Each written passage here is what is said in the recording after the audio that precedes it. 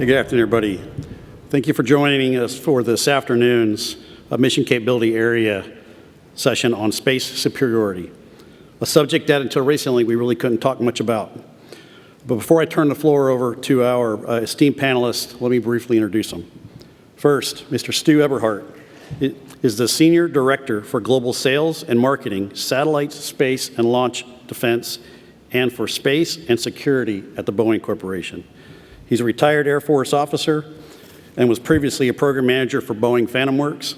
He now oversees development programs supporting both commercial and U.S. national security customers. Dr. Eric H.B. Hernandez-Baquero is the Executive Director at Raytheon Intelligence and Space and is a retired Air Force colonel. Before joining Raytheon, he was a senior material leader for the National Reconnaissance Office Ground Enterprise and holds a PhD in imaging sciences from the Rochester Institute of Technology. Last but not least, Mr. Sherman Papa Johns is the Director of Space Strategy and Growth at SAIC. Mr. Johns is a retired Air Force Lieutenant Colonel, and before joining SAIC, served in numerous space operations assignments, including as the commander of the 4th Space Operations Squadron and as a Director of Operations at the National Space Defense Center. Gentlemen, thank you for joining us today. Okay, without further ado, let's get started with HB. HB, how do you define space superiority, and how do both industry and government partners influence that definition? Yes, sir. And first, I'd like to say it's a privilege to be here with you and with the panel members, and thanks to the AFA for letting me be part of the program. I think we have a pretty good working definition and doctrine today for what space superiority is, basically freedom of action and denying the adversary that freedom of action. But really the dialogue that we should have is, how do we achieve that? And to do that, you need that space mastery, and I think industry can provide a lot of resources and capabilities to enable that. And so thinking about the space domain more deeply and thinking about it in terms of the physical, the network, and the cognitive dimensions of that domain, we can look at some major trends that are happening that are going to require us to really rethink how we deploy our capabilities. In the physical domain, what used to be fairly stable orbital strategies for how we would deploy our systems now are more dynamic trajectories that have to be put into place. So maneuver is becoming increasingly more important, as well as all the logistics and supply chains that are going to support any sort of responsive action that we need to provide. So those are going to be some factors to consider. In the network dimension, General Whiting this morning emphasized the threat of cyber attack that we're going to have to protect against. But also the network is what's going to link the space domain to the other domains, and it's going to enable joint effects. And I'm primarily thinking the long-range kill chains that are going to be necessary for stressing scenarios like the defense of Taiwan. So the network dimension and the mastery of that is going to be important. And then finally, in the cognitive area, where we're now talking about the OODA loop and getting ahead of the adversary's OODA loop, leveraging technologies like AI and machine learning, enabling autonomy in a distributive framework are things that industry is prepared to provide. And as we work with the Space Force, these are some concepts that I think we need to come to the front as we think about space superiority. Okay, thank you, HB. Stu, how does industry find their place in space superiority market and the mission area, and what best practices can be utilized either from a business case or government incentives to foster beneficial government and industrial partnerships? Thanks, sir. Thanks for the question. First, honored to be here, and AFA, AWS, you get to run around and see all the young airmen and guardians that are the future leaders, and this exchange is just phenomenal. So I really appreciate the time and the ability to be here with these folks and be able to talk about these. These are issues that we're all staring into today. And when I think about how does industry fit into the space superiority market or mission area, I like to chunkize things, and I would break it into 4 areas. Starts with culture. Second area would be capability. Third one would be capacity. And the fourth one would be readiness. And somewhere in that readiness and capacity arena, you get your availability, your A sub O, right? And all our air brethren kind of really resonate with that A sub O. So you sit here and go, to be brief, I'll just focus on two. I'll focus on culture and capacity. And if you go with the definition that HB talked about, you kind of go, okay, freedom of action in space, and you go, we always had that freedom of action in space. And I think we've all recognized that that freedom of action is under threat, right? So culturally now, you sit here and go, okay, how do you need to think about space? You got to think about it a whole lot different if that's the case. And you got to start thinking in terms of red kill chains, maybe in blue resiliency capabilities. And I would offer that industry's role there is let the engineers start thinking that way. Right? Classically, the engineers that were designing space systems weren't thinking too much about what kind of resiliency features do I need to have. And classically, they weren't thinking about what kill chain do I need to stop or prevent from happening. But when you do start putting them into those mission threads and you start running vignettes with engineers, it's amazing the kind of innovation that they can come up with and design into the system. Whether they're designing the actual capability of the system or they're leaving hooks in there for future capabilities to counter the counter. And I would offer that that's where we fit in that culture piece. And on, you could probably add some other chunks, but I'll lean into the capacity really quickly. The footing and the posture of industry to manufacture at the speed of relevance that the warfighter is demanding is an investment that industry has to make, right? And that's going to be resounding across all the industry partners. And I can tell you that we're all stepping up. We all recognize what has to occur and the changes that have to occur. And analogous to that, you could look at the air domain and go, okay, what incentives do you guys provide to bring industry along? And I would tell you that those incentives are already there. The incentives of the exchanges that we're having, the incentives of how you have been messaging the systems that you want to buy, how you're asking for resiliency. Those are the types of messaging we need to make those investments in the capabilities to shift the manufacturing base and be able to provide the capacity you need. Right? We used to play those war games where you kind of look at reconstitution, and it would take you 2 years to reconstitute a satellite. That's totally unacceptable. So where are we? Are we reconstituting from on orbit? Or are we going to reconstitute on the ground and have that capability ready? And that's a capacity function that really does lean into what's your A sub O? Where is your availability to either be resilient against the threat or to counter it? Hey, thanks, Stu. Papa, so Stu talked about incentives and manufacturing capability. What do you see as some of the fundamental enablers for the space superiority mission, specifically the resourcing and actions needed prior to weapon system delivery and operations? And how can industry help with these? Thank you for the question, sir. I appreciate it. First, I'll say thanks to AFA for allowing all of us to sit on this panel and for this venue. Really appreciate it. As to the question, so Stu, I'm glad you brought up culture, right? So I would answer that question 3 ways. The first one is digital engineering is a thing. Digital engineering needs to be applied, and digital engineering is a foundational enabler to provide systems for space superiority. The next one is a robust infrastructure for testing, okay? Now, the culture piece that Stu just talked about is the third one, and that's essentially a robust infrastructure, not just for testing, but a robust infrastructure for training, okay? So I think we're all aware here that we no longer operate, or the United States no longer operates in a benign environment, and as such, it's threat-based operations. And so we need to train, or industry needs to help our government partners train guardians to essentially operate in that threat-based environment, and that requires a robust training infrastructure. So I'm talking about mod and sim that's physics-based, right? I'm talking about visualization tools that allow commanders to look at a problem and actually make decisions in a timely manner to where it matters. And I'm talking about a robust, I'll call it a training range, okay? So both virtually and physically. And I think industry can help with all those things. Let the warfighters do the warfighting, and let us help with those 3 things. Thanks, Papa. So HB, how do you, having just retired, having a new perspective now, being on the other side of the aisle, if you will, and talking about incentives and capacity and digital engineering, et cetera, How can industry best support the acceleration of the development and acquisition processes?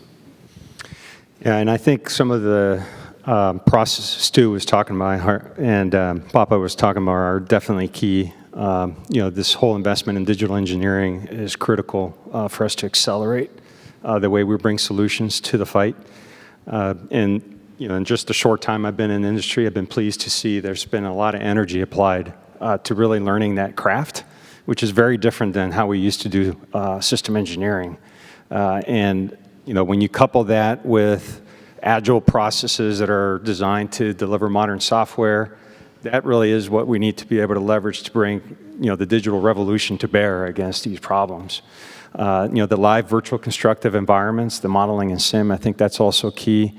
Some of the things that I'm seeing the Space Warfare and Analytics Center doing, where they're sharing threat analysis with industry, and then we have the dialogue about what the force design should be. I think we need more of that. We need to do that more frequently. I would like to see industry provide a little bit more capacity for that analysis so that we're not so throttled in terms of how fast we can make those trades across the domain. And those are things that when we know the threat as an industry, we can then really align our investments to make sure that we are ready with the capabilities that the government's going to need. If we were going to do more buy before build, right, there needs to be a good market signal that industry can then say, okay, if I put the investment in this area, I'm going to get a return because I know this is a capability that the government needs to do. And so we can do a lot of work ahead of time rather than react to a solicitation when it comes out. So, getting ahead of that need, understanding the threat, working closely. The other thing we're doing is, we advocate open architectures, modular open architectures, because that allows you to change the right places and adapt to the threat. And that's another way in which you can continually adjust and improve your systems.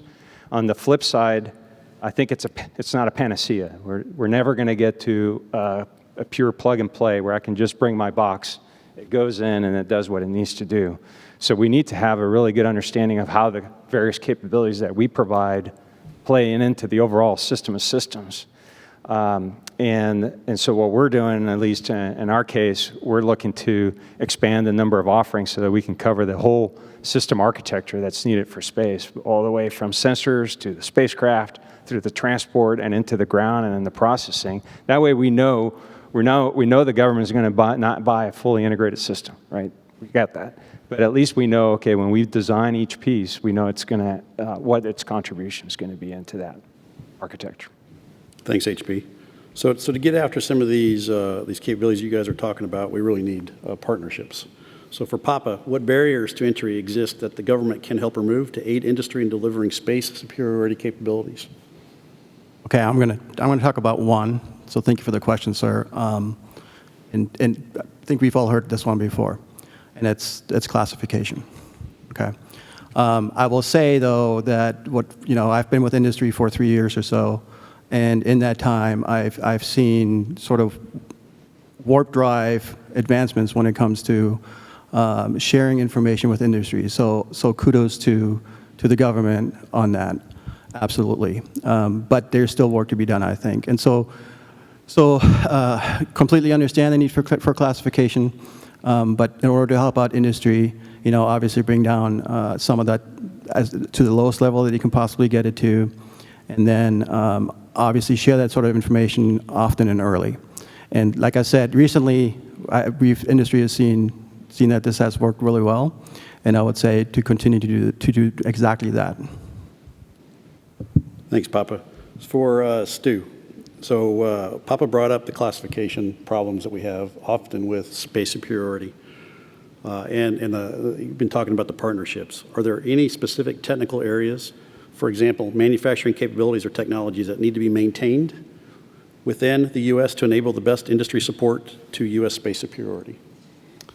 Yeah, I'm pretty passionate about that. I would offer that I'll give you a contextual perspective on why I'll hit on some of the things I'll hit on. Right, so when I think about the space systems of the future, we classically used to think they were hardware systems that had software in them. And that was the model, right? And we had old spaghetti code, and when you went to go break that out, you had to retest the entire line again and run it through, and we all know how that goes. And I think the future, to provide the flexibility that you're going to require for a space superiority system, I think you're going to need to think in terms of software systems with hardware nodes.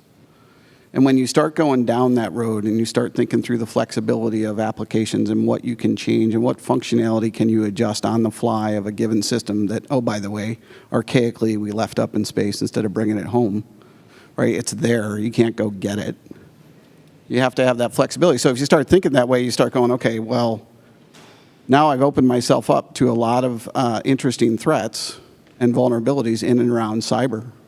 Right? So if we're so dependent on the software being advanced, we got to then think through the cyber threat. And so when you start pulling that thread on the value stream, you then eventually get to processing capability.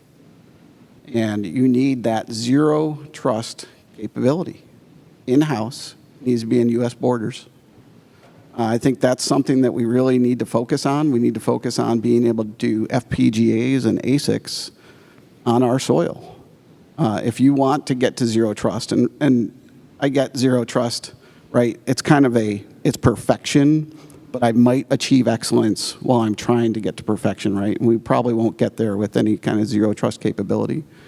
But at least you've got it in-house and you can control, because that really drives you down into those supply chains that you want to be inherently trustworthy of as you're building these systems, and not let any vulnerabilities go outside.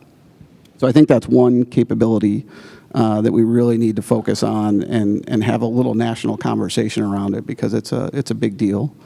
I think there's others out there. I won't elaborate too much. We have a subsidiary Spectral Lab, right? And I'm a true believer that the development of our solar panels and our solar arrays needs to be done in-house in the U.S., and we shouldn't even consider trying to outsource that anywhere. Again, it's a supply chain issue, critical element of the system to operate in space.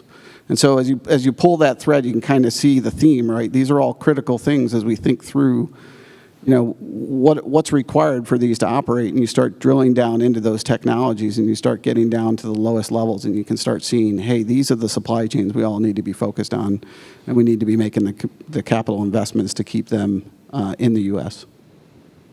Thanks, Stu. I'm going to actually build and ask you to think on the other side as well. So the Secretary this morning talked about the one team, one fight, and as you talked about zero trust. A big item for myself, Space Systems Command and the Space Force is allied by design. How can industry better support the U.S. in establishing and operating with international and coalition partners for space superiority? Yeah, so this is a great one. We sell commercial satellites to commercial service providers, some of them out of Germany, some other foreign countries. And one thing that I would say that I've seen some recent success in is ITAR. Right, so I'm talking about supply chain issues, and obviously ITAR, the International Trade in Arms Regulation, right, restricts technology from going overseas, and that's all good.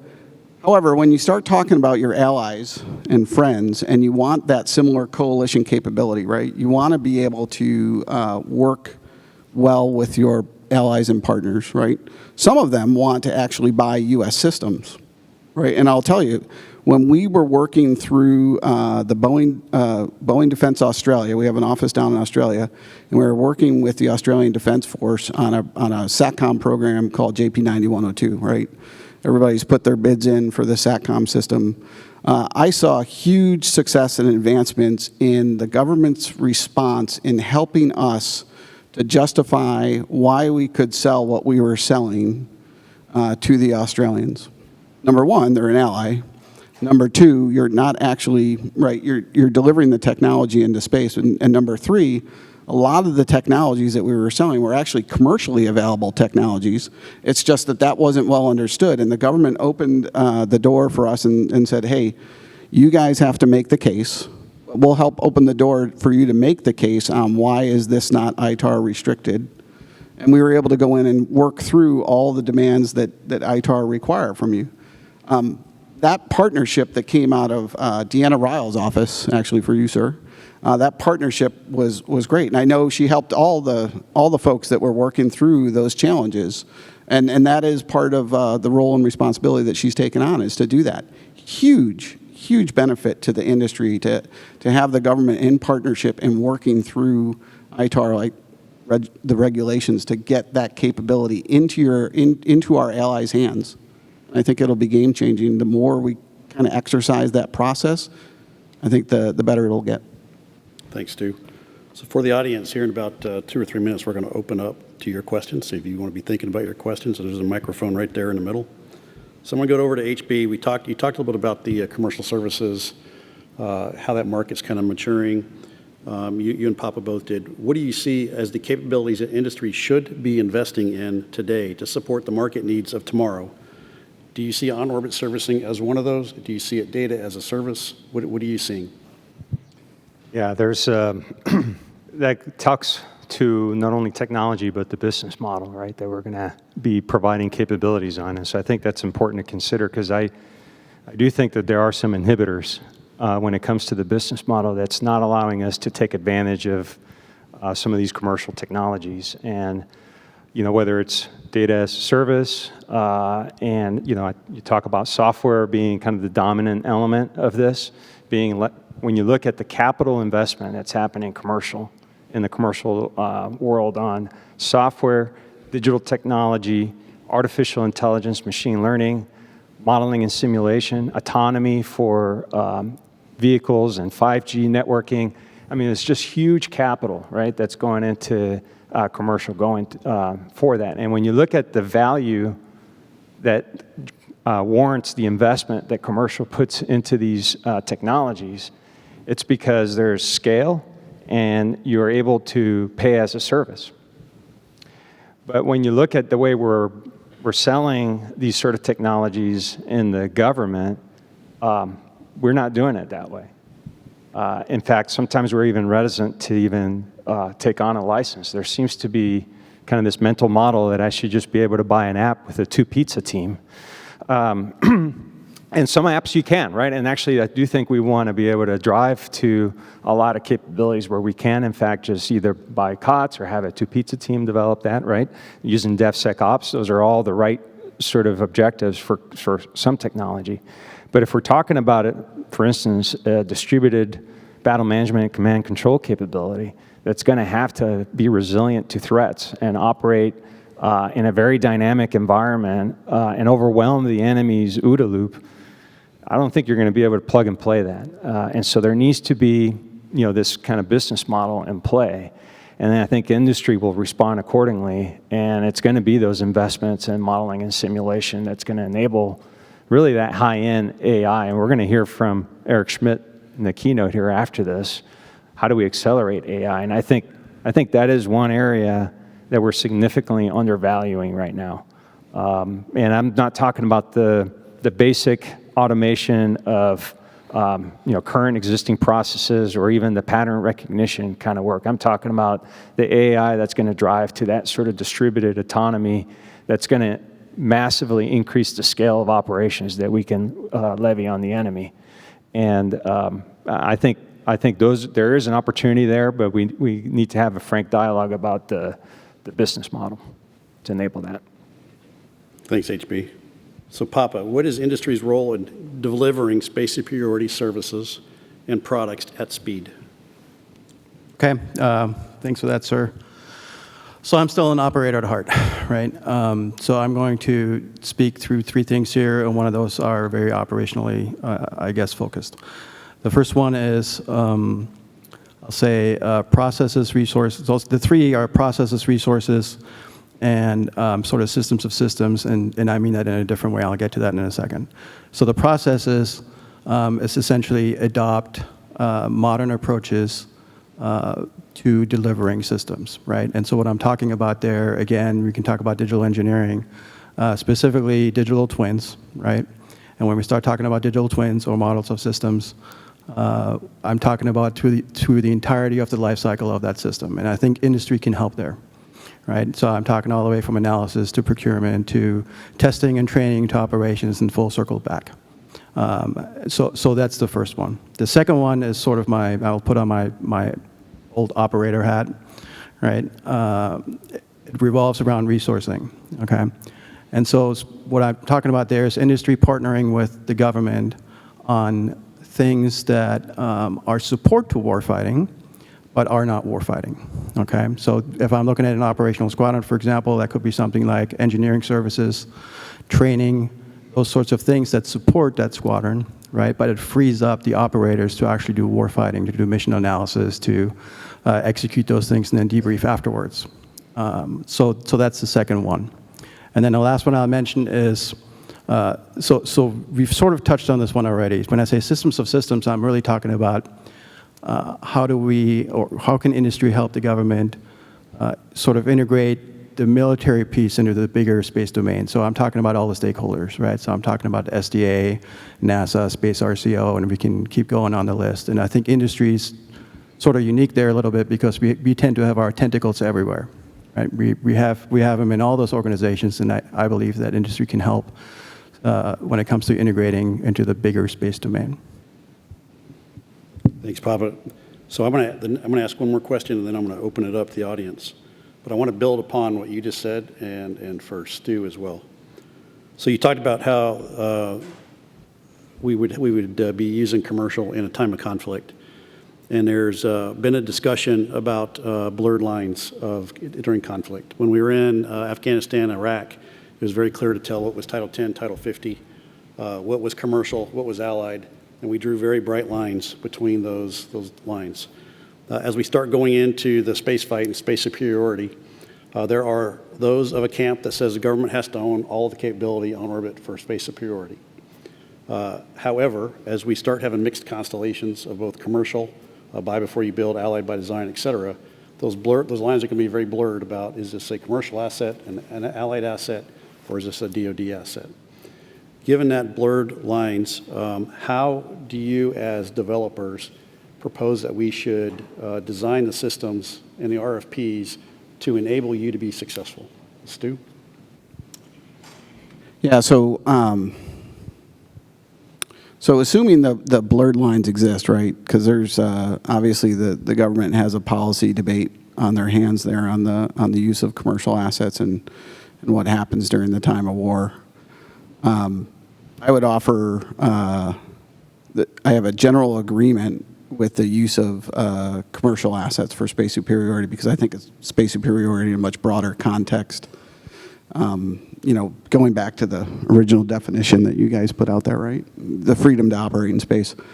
That being said, when I stare across the line of the commercial satellite business and I stare across the line of the government satellite business, we do run into some roadblocks that we've seen. I think first and foremost, I have not seen from the U.S. government a request for capabilities that cross mil KA and commercial KA. Okay, just haven't seen it out of the U.S. I've seen it from allied partners. Technically possible, right? But haven't been asked for that. I do know that when we sell our commercial services satellites, right, that we're all dealing with a lot of the same things. They run into interference, right? And you gotta geolocate, find what's interfering because they're losing revenue. Well, translate that into the contested warfighting domain on a purpose-built, asset. There is some hardening that happens on the government side, right? That CapEx decision on the commercial, the business case doesn't necessarily hold water for that hardening unless you can pool an anchor tenant like multiple allied government customers to justify the investment they're going to make to harden a commercial asset. Right, so when you think through the requirements and how you write those RFPs, right, you have to think in those types of terms, right? A business case needs to be made for someone to go invest in a commercial company and provide a commercial service. And it might be a commercial service that you want to be there. So if you want that to be there, but you have a little bit more stringent requirements for standoff distance, maybe it's anti-jam capability, those kinds of things, you have to decide if you're willing to to bring some of that investment dollars there, because you are staring into that scenario.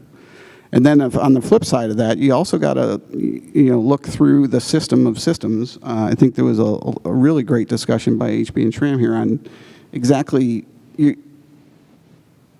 the terminal population of the forces crossing between that commercial KA and mil KA, right? And the cost that comes with that as well, right? You have to think through that requirement, right? You can put that capability on orbit all day long, but if you haven't thought through the ripple effects of what happens to the rest of the system and where the other buyers are in the system all the way down to the end user, you then start running into trouble there too. So that was one example, and I'll leave it as one single example to kind of walk through as you're thinking about the commercial versus government.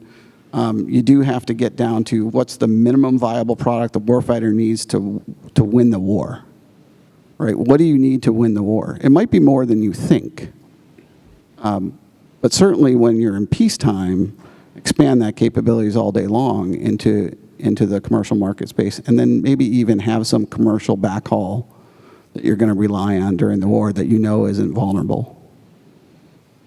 Thanks, Stu. Papa? As the warfighter? So as the warfighter, I would say, okay, so this is a question that's been sort of asked forever and has really not been, we haven't cracked the code, right? I would say this is sort of a policy question, right? And my opinion is that policy needs to be defined, and industry will obviously follow suit. Okay? Now, as to minimum viable products and commercial versus not, and it's just this one's just hard, and space is hard, as we all know, right? And so I really don't have a good answer, to be honest with you, other than I would say, yes, absolutely, the policy on this one needs to be defined by the U.S. government, and then industry will follow suit. Okay, thank you.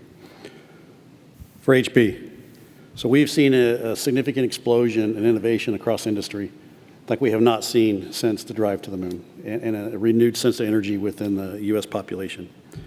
We are seeing an enormous amount of investment capital go in and talent rushing into the space market.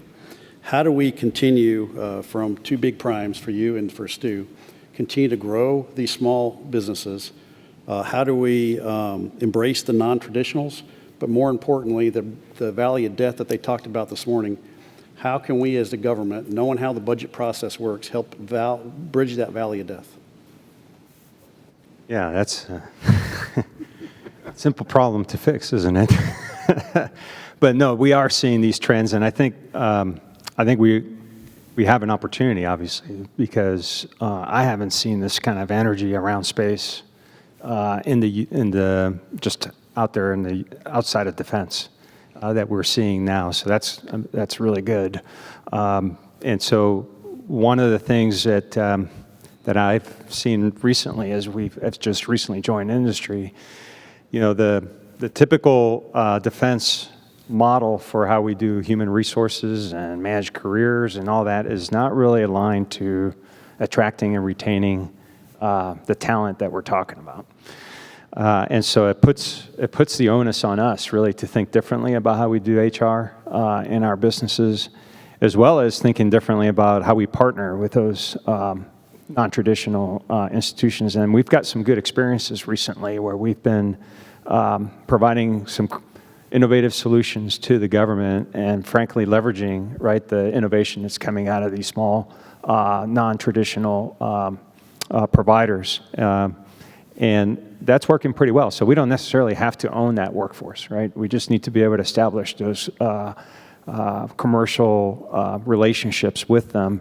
And what we find is that they really don't want to take on, the big, what it takes to contract with the government. They want to continue to innovate. And so, okay, well, we'll do that part of it, and you bring your innovation, and there's some agreements that we can set up for that. And I think that's a pretty good model. But I still think that we need to do more in terms of how we do HR and how we attract and retain that sort of talent in-house. Because ultimately, if you don't have that, you can't have an effective either buying or partnering activity that you do with the rest of the world. And today is really tough. There's a really tight labor market out there right now. And so we're feeling the pinch on that, and the classification requirements don't help either. And so that's another challenge that we have. In terms of the valley of death, I think in part it's being able to wade through all of the myriad of technology that's out there and being able to apply it and show how it actually will support an operation or a capability. So going back to the earlier discussion on the threat analysis and the force design and the modeling and simulation, creating more opportunities where we can bring those technologies and have, I know the SecAF is kind of turning the crank on away from just aimless experimentation and more towards very conscious return on investment for operational effectiveness. That's all goodness. But I think there's some level of experimentation that's focused on a hypothesis that's derived from some operational analysis that we could do to help bridge that gap in terms of what the technology can provide and how we implement it into operations. Thanks, HB. So Stu, last question. Talking about your long duty title. When HB defined what is space superiority, he talked a little bit about disaggregation, talked a little bit about proliferation. But as we start to disaggregate and proliferate, we cannot replenish the constellations that we have up there. We started talking about mil-Ka and civil Ka. How do you, in this transition period during the proliferation and disaggregation, horizontally integrate across the legacy systems and the emerging systems to make sure that they're going to be survivable in a fight? So the short answer is not an answer I think people want to hear, but I think it's kind of danced around a lot, right? The air domain accounts for attrition. If you're going to get into a fight, you're accounting for losses, and they build that into their acquisition process. I think that's a place to start, and that's a kind of a short answer, and I don't mean it to be blunt, but I think if you pull the thread a little bit more on the rest of the question, I do believe that you're going to be able to integrate in modern ground software systems. That's not to say that eventually you don't want that pushed out to the edge and that you don't want a mesh network that's coordinating all the activities of these systems. You eventually want to make ground irrelevant, right? Ground should be the place where the HMI is usable by a young guardian who needs to be able to fly these systems, but really all the processing is happening in the mesh network amongst all the different systems. And that gives you that resiliency. And I think if you pull the thread, I go back to some of the original teachings of Doug Lavero and General Polakowski on mission assurance, and you start breaking down, are you really trying to get asset resiliency, or are you trying to get mission resiliency? Because those are two different things. And so it depends on what you're trying to do, right? But solving that is probably going to drive down into the horizontal area is going to be through the ground. And that's today. But tomorrow, it could be, that ground becomes somewhat irrelevant because you've networked this out to the system that's proliferated and disaggregated. Thanks, Stu. So I do want to thank all of our panelists for attending today. This is a subject that we typically haven't been allowed to talk much about, so I greatly appreciate you three braving to come up here and have that conversation. And I also want to thank the AFA for teeing this discussion up. It's a discussion that we're going to have a lot more as we start to get after the fight. So AFA asked me to do two quick announcements. First, instead of the speaker gifts this year, AFA has made donations to enable additional airmen and guardians to attend the poolside barbecue event. So on behalf of you three, there will be some cadets that get to attend the event tonight. And our final session of the day is a keynote speaker with the entrepreneur and philanthropist Eric Schmidt to discuss accelerating artificial intelligence at 1640 in the Gatlin Room. And have a great afternoon. Thank you.